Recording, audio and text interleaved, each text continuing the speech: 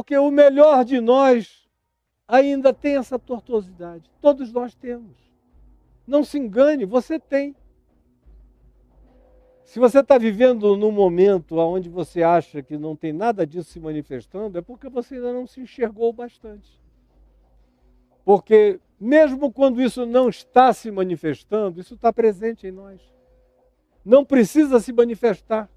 Aliás, a melhor realidade que eu posso atingir para que isso não se manifeste é reconhecer a existência disso em mim, antes que isso se manifeste.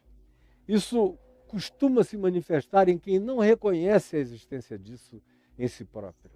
Ou quem nega, ou quem diz não, essa admissão é do diabo, eu jamais admitirei. Eu sou santo de Deus.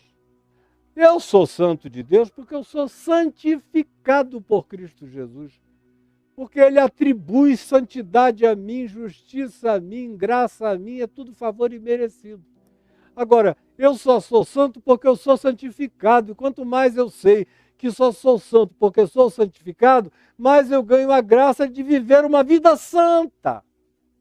Porque antes eu admiti que sem a santificação imputada, sem o favor imerecido, sem a graça unilateral de Deus me visitando, eu não realizo de mim mesmo bem nenhum.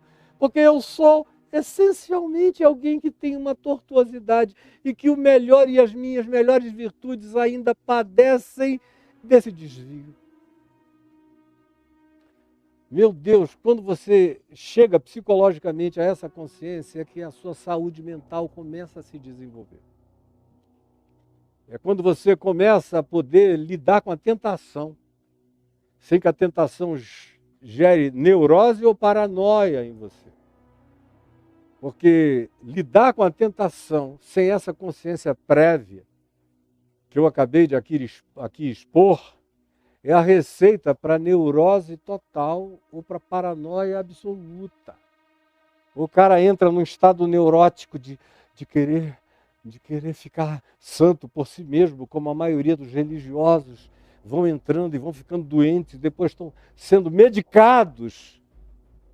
Ou então é aquela paranoia total, é diabo vindo para todo lado, é demônio querendo me enganar, é aquela luta que não cessa, é aquele pavor horroroso que não traz e não dá trégua a ninguém.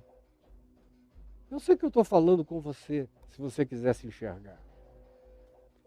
Agora, reconhecer que nós todos temos essa tendência a um estado mental reprovável é o que pode nos salvar de cair na tentação. E ter essa consciência é o que me faz olhar para Deus, o Pai nosso, o Pai meu, o Pai de quem eu sou, com tudo que eu sou, com tudo que eu trago, com tudo que eu represento, e dizer: não me deixes e não nos deixes, porque se eu sou salvo da tentação, tanto melhor será se todos quantos estejam à minha volta dela também sejam salvos, para que nós não criemos uma sociedade de retroalimentação maligna, numa troca de uns para com os outros, de modo que até as tentações, salva-nos delas, não nos deixes, não apenas a mim, mas a todos nós, não apenas a mim, mas a mim, a minha mulher, a mim, a minha casa, a mim, aos meus filhos, aos meus netos, a mim, aos meus amigos, a mim e a todos aqueles que eu alcanço, a mim, e por tua graça, salva os meus inimigos, para que a vida deles, minha e de todos nós melhore. Porque entregues a nós mesmos, nós só temos o poder de piorar o mundo. Eu fico chocado de ver como a pessoa que não se enxerga, e a maioria, como Paulo diz, anda cega mesmo, como Jesus disse aos mestres de Israel, preste atenção, foi o que Jesus disse aos mestres de Israel, está aí em Mateus 23, quando ele os chamou de cegos, guias de cegos. É uma coisa diabólica. Quanto mais o cara é cego, mais ele se oferece para ser mestre dos outros, sem se enxergar. E aí se torna guia de cegos. Jesus disse qual é o resultado. Vão cair ele e a todos quantos o sigam num precipício, num buraco que não tem tamanho. Num despenhadeiro do qual dificilmente há sobreviventes, quando a entrega é total. Como eu vejo alguns caras aí dando uma de coaches de vida, ensinando as maiores anti-realidades do Evangelho para vocês, e fazendo isso até alguns deles em nome de Jesus. E cobrando milhões para vocês pagarem para aprenderem a distorção, o erro. E vocês pagam. Para você ver como a mente humana é doente. O cara paga, segue, se entrega. É uma vocação enorme para ser membro de seita, para oferecer a mente para o controle alheio, para a determinação alheia.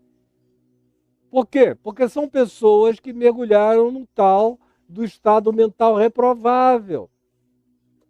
O profeta Isaías diz, numa espécie de oração a Deus, dizendo que bem-aventurado é aquele que de fato encontra em Deus um estado de pacificação da mente. Bem-aventurado é aquele cuja mente está firme em ti, pois esse terá um estado mental pacificado. Quando a mente está firme nele, não nos deixes cair em tentação, porque eu sei que entregue a mim mesmo, eu já sou um indivíduo penso, eu já tenho propensões. Mesmo quando eu me julgo, ou me penso, ou me imagino num estado de equilíbrio total, e baixo a guarda, e não tenho um olhar de reflexão sobre mim mesmo, é aí que eu entro no pior momento da minha existência. Quando eu penso que nem de Deus eu estou precisando de ajuda, que eu encontrei o meu equilíbrio mental sozinho. É trágico, é perigoso, é horroroso. Porque, de fato, quando eu entro nesse momento de jactância pessoal, de dizer, eu encontrei o meu estado mental melhor e mais equilibrado e nem foi preciso Deus na minha vida. Cara, isso dura um tempo, meu filho. 2 tempos ou metade de um tempo, como diz o profeta Daniel, até que você vai descobrir o seu desequilíbrio. Você vai descobrir o seu desequilíbrio. Tentação é alguma coisa em relação à qual nenhum de nós está livre jamais. Jamais. É algo no que eu preciso todo dia renovar a minha oração. Não nos deixes cair. Não apenas a mim, mas aquele que vive comigo também. Para que eu não me enraiveça com ele, para que ele não me tente, para que eu não seja seduzido e nem o seduza, para que nós não troquemos os nossos males na nossa ignorância mútua. Não nos deixes. Mas é olhando para cima que eu não tropeço no chão. É olhando para cima que eu não caio no buraco. Esse é o paradoxo do Evangelho. Preste atenção. Um dos paradoxos do Evangelho é esse. É que é olhando para o Pai, para o nosso Pai, que eu não caio no vácuo da tentação diante de mim. É olhando para cima que eu ando firme no chão da terra, do mundo, da vida, da existência. E é não confiando em mim mesmo jamais.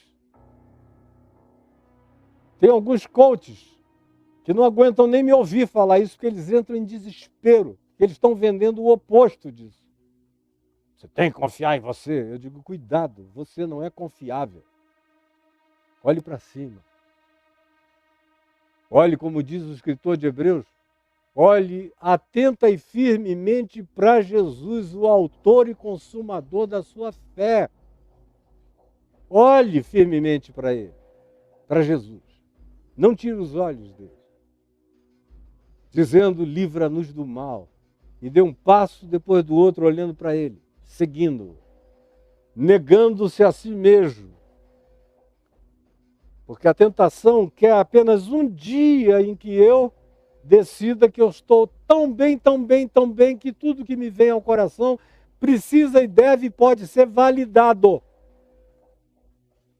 Quando você atinge esse estado de autovalidação absoluta, aí você entrou no chão do vácuo e da ruína, como exaltação pessoal, sem perceber. É a sua calamidade, que você chama de minha maior estabilidade. Qualquer dia que você diga, esse é o dia da minha maior validação pessoal. Esse é o dia em relação ao qual eu não preciso fazer oração. Esse é o dia no qual eu não preciso de dependência. Esse é o dia em que está tudo arrumado, arranjado por mim, graças a Deus, eu fiz, eu alcancei, eu me equilibrei. Eu nunca me equilibrei, eu sou equilibrado todo dia. Eu nunca alcancei, eu sou alcançado e posto em alcance, todo dia. Eu nunca me bastei. Eu tenho dito, o Senhor é o meu pastor e nada me falta, todo dia. Todo dia eu digo, não me deixes cair em tentação. Não me deixa tu, socorre-me tu, vem tu ao meu encontro. Porque o dia em que eu me julgo mais sobranceiro e mais elevado e mais estabilizado é justamente o dia da minha pior e maior e mais trágica fraqueza. Tem compaixão de mim, Senhor. Agora olha aqui. O estado mental reprovável, que é o que se instala na gente, é aquilo que decorre de eu dizer, eu me basto. Eu sou o meu próprio tutor, eu sou o meu próprio coach, eu sou o meu próprio aconselhador, eu sou o indivíduo que cuida de si mesmo e que não precisa de nenhuma outra medida, nenhuma outra referência, nenhum outro modelo. Não preciso olhar atentamente para nada ou para ninguém. Eu tenho os meus próprios paradigmas. Aí quando você diz isso de si mesmo, julgando que alcançou sua própria emancipação, como eu já vi tantas milhares de pessoas, é só uma questão de espera. E você vai ver a derrocada mental, emocional, afetiva, comportamental, de caráter dessas pessoas. Porque o estado no qual elas entraram foi esse. Esse estado mental reprovável que vai adiante. Paulo diz que quando a gente se habitua a viver no estado mental reprovável, o próximo passo é que a gente cauteriza a consciência. Você sabe o que significa isso, não é? O estado de cauterização. Quando você, por exemplo, tem um ferimento aberto, e você pega um cauterizador, algo que esteja fervente ou em brasa, joga em cima do ferimento para forçar não só a desinfecção, mas forçar também o estancamento da hemorragia, forçar, do mesmo modo, também a cicatrização por um ferimento que seja mais forte do que o derramamento hemorrágico e grude e aglutine as bandas da carne, fazendo agora algo que propicie uma cicatriz. E aonde quer que haja uma cicatriz, ali o corpo se torna mais resistente ainda na cicatrização. É o que a cauterização benéfica faz. Agora tem a cauterização maligna, que é quando a gente vai expondo a alma a esse ferrão perverso. A gente vai tirando a sensibilidade de nós mesmos. E assim como no lugar da cicatrização a sensibilidade é menor, no lugar da cauterização mental e de consciência, a sensibilidade vai diminuindo. E tanto mais quanto você permita a cauterização, ou tanto mais quanto você se autocauterize. E como é que você faz isso? É a pergunta que você está dizendo. É se expondo recorrentemente àquilo que você sabe que é mal, que é ruim, mas que você prende a respiração e encara outra vez. Você vai e encara outra vez. Você vai fazendo, vai fazendo, vai fazendo. Chega uma hora em que você se dessensibiliza. Você perde, inclusive, as suas sinapses de interpretação de dor. Preste atenção nisso. Você perde, inclusive, as suas sinapses de interpretação de dor. É como diz o livro de Provérbios, no capítulo 30, no capítulo 29, no verso 1º do capítulo 29, que diz que o homem, muitas vezes repreendido, endurece-se, será quebrantado de repente sem que haja cura. Você vai se cauterizando quando você vai tendo notícias da verdade, notícias da verdade, notícias da verdade, e vai se endurecendo. Tanto mais quanto você ouça a verdade e fecha o coração, mais cauterizado você fica. Por isso é que o apóstolo Pedro diz que era melhor que certas pessoas nunca tivessem conhecido o caminho da verdade. Preste atenção nisso. O apóstolo Pedro diz que era melhor, seria melhor que algumas pessoas nunca tivessem conhecido o caminho da verdade, do que, tendo-o conhecido, terem dado de mão, ou virado de costas, ou renegado, ou simplesmente deliberado abandonar. Porque o estado dessas pessoas se torna infinitamente pior. Foi o que Jesus disse, do mesmo modo, usando a ilustração de uma pessoa que tinha ficado possessa de espíritos malignos e que fora liberta desses espíritos malignos pelo poder e pela chegada de Jesus. A pessoa estava como o quê? Usando uma metáfora de uma casa tomada, ocupada, que foi o que Jesus usou, estava tomada e ocupada por um sequestrador muito bem armado, até os dentes, que dominava tudo, até que chegou um, e esse que chega de fora, Jesus diz que é ele próprio, a quem Jesus chama de o mais valente, e pega e arromba aquela porta, entra, amarra aquele ente muito bem armado e o expulsa. E aí Jesus diz que se os que estão dentro da casa convidam o mais valente para morar ali, para ser ele agora o senhor daquela casa, porque ele não é mau, ele só é valente, ele só tem o poder de expulsar o mal. E ele ocupa aquele lugar com graça, com bondade, com liberdade, com saúde, com vida.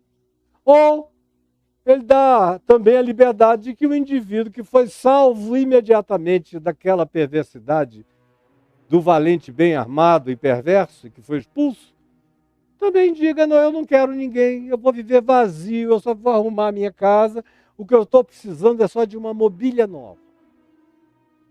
É só de uma psicologia nova, de uma mobília nova, de uns acertos morais ou éticos novos, ou de um ajuste religioso novo, mas eu não preciso dessa presença poderosamente essencial, me habitando e me transformando. Aí Jesus diz que depois de um tempo, esse valente anterior, bem armado, dominador, despótico, perverso, volta. Aí ele olha e diz, oba, a minha casa, que eu possuí durante todo o tempo, tanto tempo, está vazia, ornamentada, decorada, sem dono. Aí ele nem entra sozinho. Ele vai e busca 7 outros piores do que ele. Isso é uma lógica do inferno que pouca gente aprende. O mal não tem compromisso em fazer menos mal. O mal só sabe se piorar na gente. Aí ele vai e busca outros 7 piores do que ele, e o segundo estado daquela pessoa se torna muito pior do que o primeiro. É isso que o estado de cauterização faz acontecer na gente. Eu sou tomado por essa presunção de que eu me basto. Aí eu digo, não, eu sou o modelo de mim mesmo. Aí eu me entrego a mim mesmo, dizendo, eu sou altamente confiável. Eu confio no meu estado mental, eu confio na minha lucidez. Eu não preciso de referências. Eu não preciso checar as coisas em mim. Eu não preciso de reflexos nem de espelhos que me ajudem a me ver. E se porventura eu me vir, eu quero logo me esquecer do que eu vi, porque eu não tenho tempo a perder com retoques em mim mesmo. Isso é um diletantismo ao qual eu não me permito, aí vai andando cada vez mais num processo de enfeiamento do ser que não se enxerga, não se percebe, e vai aumentando os vícios, as idiosincrasias, os males, a dessensibilização, a infelicidade e a infelicitação do próximo, e não vai sentindo nada, vai achando e naturalizando e normalizando todas as coisas. Esse é o estado mental reprovável que atinge a cauterização. E a cauterização me torna completamente insensível. E essa profunda e total insensibilidade me faz abismar-me na mais profunda tentação e me põe em conluio com ela. Me põe em conluio com ela de modo que o que seria antes tentação agora passa a ser meu bem, passa a ser meu apego, passa a ser meu namoro existencial mais essencial, passa a ser aquilo acerca do que eu digo, sem isso eu não vivo, passa a ser o meu amor pela morte, passa a ser a minha lua de fel no inferno, dizendo não me tires daqui, porque é aqui que eu quero estar. Aí você diz, e é possível chegar aí? É claro que é, olha para você, cara. Olha para você, menina. O problema é que isso é tão dessensibilizante que a gente chega aí sem notar. Olha para o mundo em volta. Veja quantas pessoas neste mundo estão dizendo o que eu estou dizendo aqui e agora. Me diga quantas você conhece dizendo exatamente o que eu estou dizendo, ensinando o que eu estou ensinando. Quantas? É porque a grande maioria não tem mais alma. São só bonecos de carne, máquinas solares. São entes funcionais. São parte do homo tecnológico. Sabem operar qualquer equipamento. Mas não tem alma. A alma morreu, desapareceu. O nervo do ser foi secado, cauterizado, acabado. E quando você fala em tentação, eles dizem, é interessante, eu vivo sem tentação. É claro que sim. Você e a tentação se tornaram um. Já não é mais tentação, é tua prática. Se tornou teu caráter, se transformou no teu comportamento, se transformou no teu modo de pensar, se transformou no teu paradigma, se transformou em sinapse em você, se transformou em atitude, se transformou em modo, se transformou em ideologia, se transformou em política, se transformou em filosofia, se transformou naquilo que você é e nem percebe. Horrível, feio, horroroso, monstruoso, mas não se enxerga. E ai daquele que tente refletir quem você é para você mesmo. Vai ser odiado por você para sempre. É por isso que eu sei que é difícil essa tarefa a qual eu me entrego há anos, todo dia. Quando acontece de o Espírito Santo tirar o véu e alguém enxergar, essa pessoa te ama profundamente e fica grata para o resto da existência dela. Mas quando não acontece de ser assim, você passa a ser odiado de todos os modos e formas diferentes.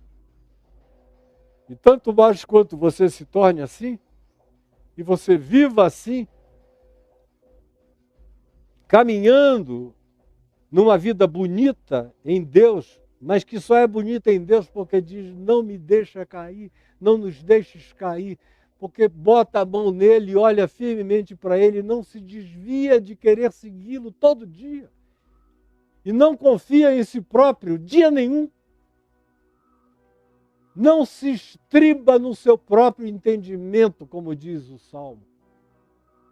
Bem-aventurado é o ser humano que não se estriba no seu próprio entendimento. Guarde isso aqui no seu coração para você. Bem-aventurado é o ser humano que não se estriba no seu próprio entendimento. É o cara que não acha que botou o pé, montou no cavalo, botou o pé ali e se estribou no seu próprio entendimento. Daqui eu não saio, daqui ninguém me tira. Quando você se enxergar, você vai estar rolando de despenhadeiro abaixo, infelizmente, meu filho. Se houver tempo para você. De modo que hoje, já falei tanto em tentação, durante o mês inteiro que eu fiquei no capítulo 4 aqui de Mateus, falando de tentações, que eu decidi falar sobre o que mais nos impede de perceber a tentação, que é entrar num estado mental reprovável, que é ter a consciência cauterizada, que é estribar-se no seu próprio entendimento, que é não enxergar a tortuosidade essencial que habita a todos nós, em razão da qual nenhum de nós deve andar jactantemente, nem dizendo, eu alcancei a minha validação mais profunda e absoluta acerca da minha própria saúde humana, mental, espiritual, moral, cidadã ou de qualquer nível. Eu não entre nessa. Deus habita com o quebrantado e com o contrito de coração. Isso não vai variar jamais. O convite de Jesus não muda nunca. É feito às mesmas pessoas dizendo a mesma coisa. Mas eu já encontrei gente que disse, eu não estou mais precisando desse convite, isso era só quando eu era ainda uma pessoa não convertida. Foi que eu ouvi com toda atenção esse convite de Jesus. Vinde a mim, todos vós que estáis cansados e sobrecarregados, e eu vos aliviarei.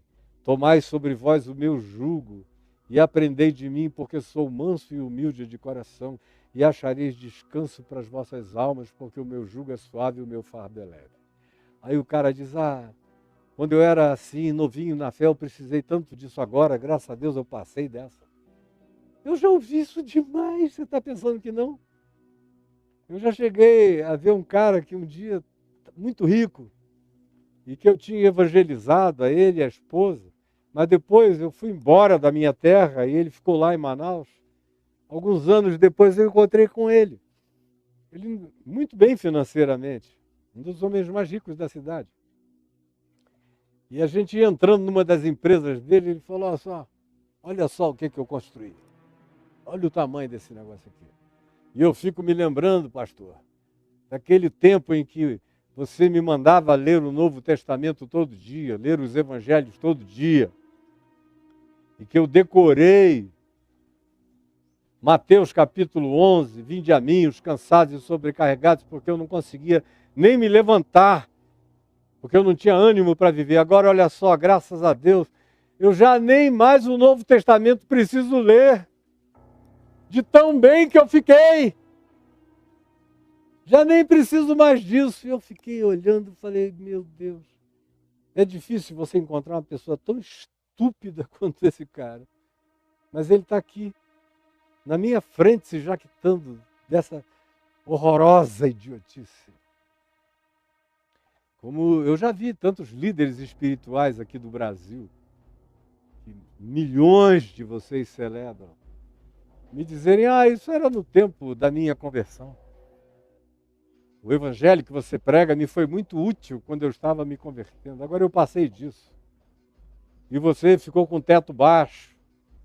O teu teto continua no quebrantamento, na contrição, no arrependimento, na vida com Deus. Nessas coisas todas que são muito boas para quem está chegando, pastor Caio.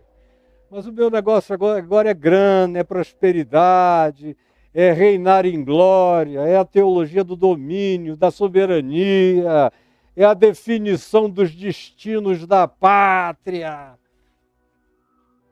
E eu olho para toda essa legião de idiotas idiotificados e o meu coração diz, meu Pai, como o diabo conseguiu se entronizar na alma desses caras e eles não sentem nada de tão cauterizados que ficaram. Aí tem gente que me pergunta, escuta, o que é que eu digo para os meus amigos, Caio? Que te ouvem e falam mal de ti. Eu digo, pelo amor de Deus, não perca seu tempo. Os únicos amigos que você tem que falam mal de mim são crentes. Os ateus, os agnósticos, os de outras religiões, até os satanistas entendidos do babado me respeitam.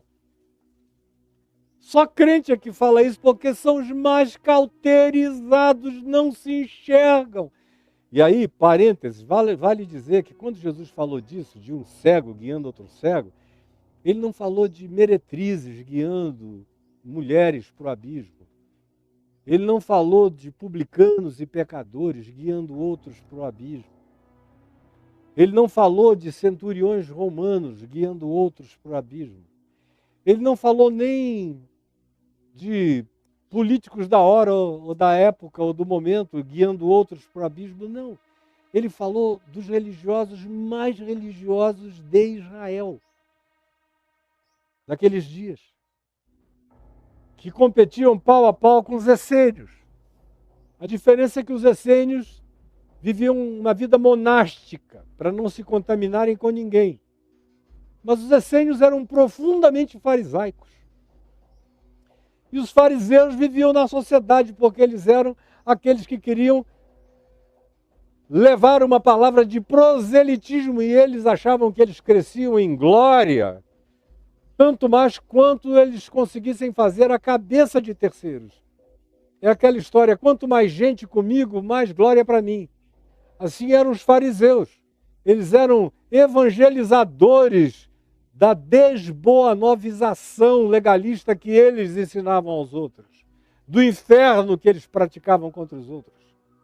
Mas eram os mais religiosos dos dias de Jesus. Não havia nem comparação. E Jesus diz isso aos mais religiosos do seu tempo, que até os dias de hoje não tem gente tão religiosa quanto eles, nas meticulosidades da prática e da obediência à religião de Moisés, da Torá, do Velho Testamento e dos rabinos de Israel, que eram os fariseus. Os mais de todos. Eram os guias de cegos, são os mais perigosos, são os mais dissimulados, são os mais demoníacos, são os mais ilusivos, são os que têm o poder de provocarem o maior mal, são os mais dessensibilizados e dessensibilizantes dos outros. Então, os seus amigos, não perca seu tempo tentando convencê-los a meu respeito de nada, e nem acerca do Cristo Jesus que eu prego. Porque eles não querem esse Jesus que eu prego, que é o Jesus dos evangelhos. Eles querem o Jesus da religião, eles querem o Jesus de um pastor cheio de autoglorificação. Eles querem um pastor que ensine a como ficar rico do dia para a noite. Eles não querem ninguém que ensine renúncia, amor, sacrifício, negar-se a si mesmo, compaixão, solidariedade, desenvolvimento humano, evolução mental, espiritual, graça, acolhimento, bondade. Não, isso é coisa para otário. Como um dos maiores líderes evangélicos do Brasil já me disse, isso é coisa para otário, cara. É por isso que aqui na minha igreja é proibido falar de Jesus. Aqui a gente fala de Moisés, de Abraão, de Gideão, de qualquer um, de Elias, de qualquer coisa. Jesus não. Jesus traz à mente uma coisa que eu não quero que os crentes que me seguem tenham na cabeça. Eu quero que eles sejam briguentos mesmo, eu quero que eles sejam raivosos, eu quero que eles sejam odiosos. E eu ouvi isso de 4 ou 5 que continuam aí na parada fazendo um horror horrível no país. Há 30 anos passados. Aí você diz, por que Deus não eliminou essas pessoas ainda? Se me permitissem perguntar isso a Jesus, eu não perguntaria. Deus me livre, eu não tenho pergunta nenhuma a fazer a Jesus. Nenhuma. A única que eu tenho, eu não faço, que é porque eu, Senhor.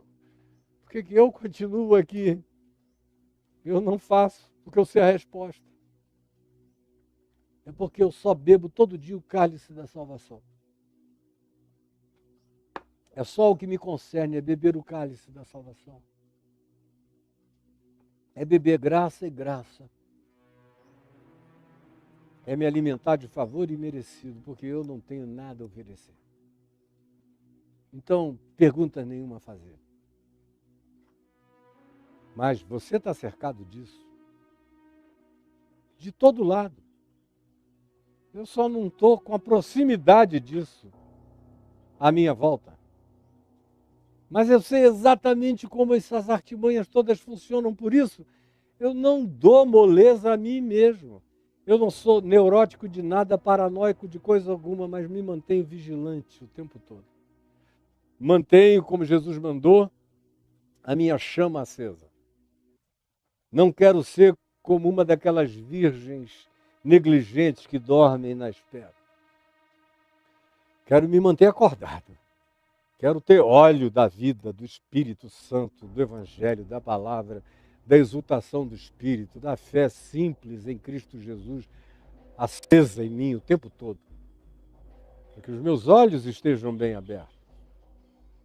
Eu não sou daqueles que dormem, não quero ser daqueles que prestam atenção. Sem nenhuma jactância, sem nenhuma arrogância. Justamente por isso, com toda a vigilância, porque o arrogante não vigia, o vigilante sim. Como Jesus disse, se o pai de família soubesse a que horas vem o ladrão, jamais seria roubado. Trancaria as portas e vigiaria. E como eu não quero ser roubado, eu fico vigilante. Eu não admito em mim esse estado de negligência, de sono, de luz apagada, porque eu não andei o bastante nem o suficiente, nem eu, nem ninguém, nem nenhum de nós jamais, para dizer eu passei do ponto de retorno em relação ao pecado, à tentação. Deus nos livre de cometermos esse tipo de pecado, de equívoco, de burrice, de autoglorificação idiótica e narcisística. Que Deus te salve dessa burrice sem tamanho. Não nos deixes cair em tentação, porque a tentação está à nossa volta, está dentro de nós, nos habita. Ela existe com diabo ou sem diabo. Eu não preciso nem de diabo para que a tentação me habite, ela habita em mim, como diz Paulo, em Romanos no capítulo 7. Paulo diz que ele era habitado pelo pecado que existia nele, que a palavra que ele usa é o pecado que habita em mim, na minha carne, nesse ente predatório que existe em mim, nesse ser egótico que eu sou, com essa tendência narcisística que todos nós temos.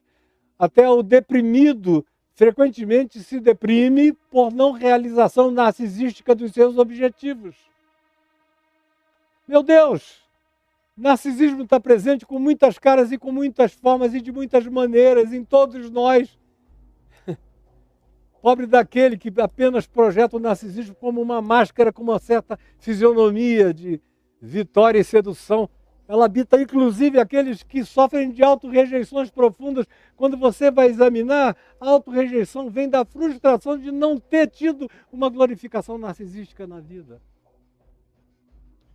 Portanto, não nos deixes cair em tentação.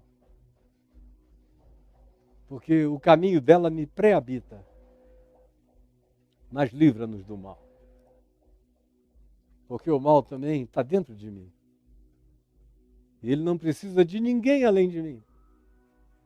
Não precisa de diabo, não precisa de companhia. Eu sozinho numa ilha deserta com o diabo amarrado e longe de mim, ainda sou um perigo para mim mesmo. Se eu disser, não tem ninguém para me tentar, nem visível nem invisível. Eu aqui sou a expressão de mim mesmo. Você, sendo expressão de si mesmo, pode descobrir o pior estado mental, da pior cauterização, da pior treva que você não pôde, até o dia de hoje, sequer imaginar. Ela é passível de abraçar você sozinho, aonde quer que você esteja. Por isso, esse pedido, não nos deixes cair em tentação, é um pedido de um coração quebrantado, continuamente contrito, de dia e de noite. É uma contrição contínua. É um quebrantamento crônico. É um estado de não confiabilidade pessoal, que é o que me dá toda a confiança que eu possuo. E quem quer que olhe para mim vê que eu sou um cara desassombrado de assombrações humanas, demoníacas, diabólicas ou de qualquer natureza, porque eu estou ancorado em Cristo Jesus. É por isso que eu não tenho medo de nada, não é por causa de mim, não. Eu não confio em mim mesmo. Eu não me banco, eu não me garanto, eu não sou o cara. Mas eu sigo o cara. Eu estou ancorado nesse amor. E eu estou vinculado a essa fidelidade dele para comigo eternamente.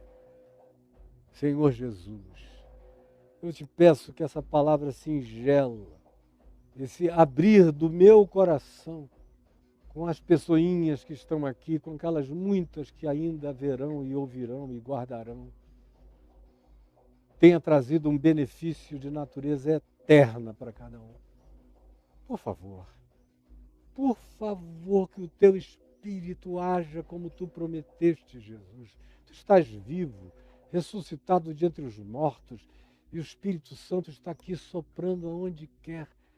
E eu te peço que ele sopre na mente, no coração daquela que me ouviu com o mínimo de desejo de acolhimento espiritual. Por favor, os dias são difíceis, a distração é profunda, as fábricas de ilusão estão por todo lado, a pressa é animada pelo próprio diabo no coração assustado de todo mundo, tomado por essa ansiedade horrorosa que não deixa ninguém parar para refletir em coisa alguma, mas que haja o milagre desse instante transformador e que ele perdure eternamente. É o que eu te peço, em teu nome, Jesus. Amém, amém.